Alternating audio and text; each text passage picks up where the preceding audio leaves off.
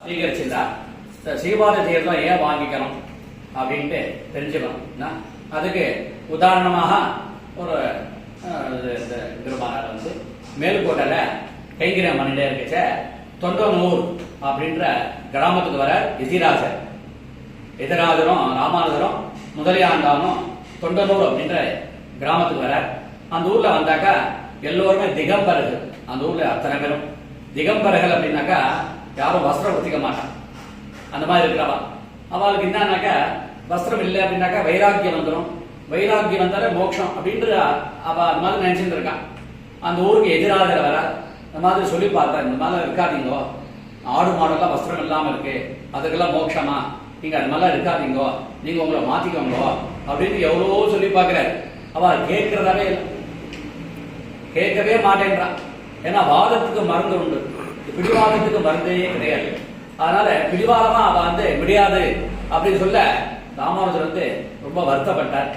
வந்த காரியம் பூர்த்தி ஆகலையே, இவ சொல்ல பேச்சு கேட்க மாட்டேன்றாளே அப்படின்ட்டு முதலியாண்டான பார்த்து, சுவாமி நம்ம புறப்பட்டுடலாம், நாளை காத்தால நம்ம கிளம்பிடலாம் அப்படின்ட்டு சொல்றார்.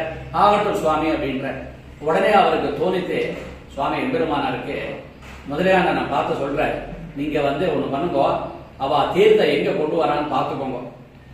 அத்தனை பேரும் எந்த குளத்துல தீர்த்தம் கொண்டு வரான்னு பார்த்துட்டு நீங்க உங்க சாயம் சந்தியாவனத்தை முடிச்சுட்டு நீங்க வாங்கோ அப்படின்ட்டு சொல்றாரு. முதலியாண்டானும் ஏன் சொல்ற, எதுக்கா, முதலியாண்டான் வந்து பரதாபாருடைய அம்சம், அதனால அண்ணா சொன்னா சரிதான். முதலியாண்டானும் நேரா போயிட்டு சாயம் சந்தியாவன் பாதோ பிரக்ஷாலனம் எங்க தீர்த்தம் கொண்டு வராலோ அங்க இதுல ஏரிக்கரை போயிட்டு அந்த கால திருவடியை சோதிச்சுட்டு சாயம் சந்தியாவனம் பண்ணிட்டு வந்துட்டா. இவர்களும் அதுக்கப்புறம் இவர் வந்து தீர்த்தம் எடுத்துட்டு ஆத்துக்கு போயிட்டு இவர் ராத்திரியே சாப்பிட்டா. இந்த தீர்த்தத்தை ராத்திரி கூட சாப்பிட்டுட்டு மத்தானார் காலத்தால இவர் 2 பேரும் புறப்பட்டு போயிட்டே இருக்கா. அந்த ஊர்ல இருந்து கிளம்பி போகலாம் அப்படின்ட்டு. வயல் விவசாயம் இடம் அது ஒத்தையடி பாதை, ஒத்தர் தான் போகிற மாதிரி தான் இருக்கும். அதுல ராமானுஜரும் பின்னாடி முதலியாண்டானும் வந்துட்டே இருக்கா, போயிட்டே இருக்கா.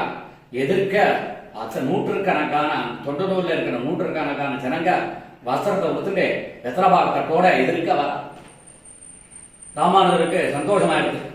நேற்று ஒரு மாதிரி இருந்தா இன்னைக்கு ஒரு மாதிரி இருக்காரு அப்படின்ட்டு பார்த்தார். அப்ப சொல்றாரு, சுவாமி நாங்க ஏதோ மிருகம் போல நாங்க இருந்துட்டோம், நாங்க அத மாதிரி இருந்துட்டோம், நாங்க இனிமே நீங்க காமிக்கிற பாதையில நாங்க வரோம் அப்படின்னு சொல்ல அத்தனை பேருக்கும் சமாசாயனம் பண்ணி அந்த ஊருக்கு ஏற்றது போல, தொண்டனூர் அப்படின்ற ஊருக்கு ஏற்றது போல அத்தனை பேரும் தொண்டர்கள் ராமானுஜ தாசர்களாக ஆகிட்ட அத்தனை பேரும். அப்போ முதலியாண்டான் கேட்டார், நேற்றுக்கெல்லாம் கேட்கலையே, இன்னைக்கு மட்டும் இப்படி வந்தா அப்படின்னு கேட்கும் போது அப்போ சொல்றாரு, ராமானுஜர் சொல்றாரு, எல்லாம் உங்க மகிமை தான் அப்படின்னு. முதலியாண்டான பார்த்து எல்லாம் உங்களோட மகிமை தான் அப்படின்னு. எப்படி அப்படின்னா நம்ம திருவடியாரில் அவர் பட்டதுனால, அந்த தீர்த்தை எடுத்துனதுனால, சீபாத தீர்த்தை எடுத்துனதுனால அவளுக்கு சத்துவகுணம் வந்துருச்சு அப்படின்ற ஆகினால எப்பொழுதுமே சரி சீபாத தீர்த்தத்துக்கு அவ்வளவு ஏத்தமாக சொல்லப்பட்டிருக்கு. நமக்கு சத்துவகுணம் வேணும் அப்படின்னாக்கா அப்பப்போ ஆச்சாரியனை தண்டம் சமர்ப்பிக்கணும், ஸ்ரீபாத தீர்த்தம் எடுத்துக்கணும். இந்த ரசோகுணம் போயிட்டு சத்துவகுணம் வரணும் அப்படின்னாக்கா ஸ்ரீபாத தீர்த்தம் ஒன்றே தான். அதனால எல்லாருமே ஆச்சாரியனை சேவிச்சுட்டு ஸ்ரீபாத தீர்த்தம் எடுத்துட்டு ஆச்சாரியனுடைய கிருபா கடாட்சத்துக்கு பாத்திரமாகணும் அப்படின்ட்டு பிரார்த்திச்சுக்கிறேன். ஸ்ரீமத்தியே விஷ்ணு சுத்தாரிய மனோநந்தன ஹேதவே நந்தநந்தன சுந்தரியே கோதாரியே நித்தியமங்கலம்.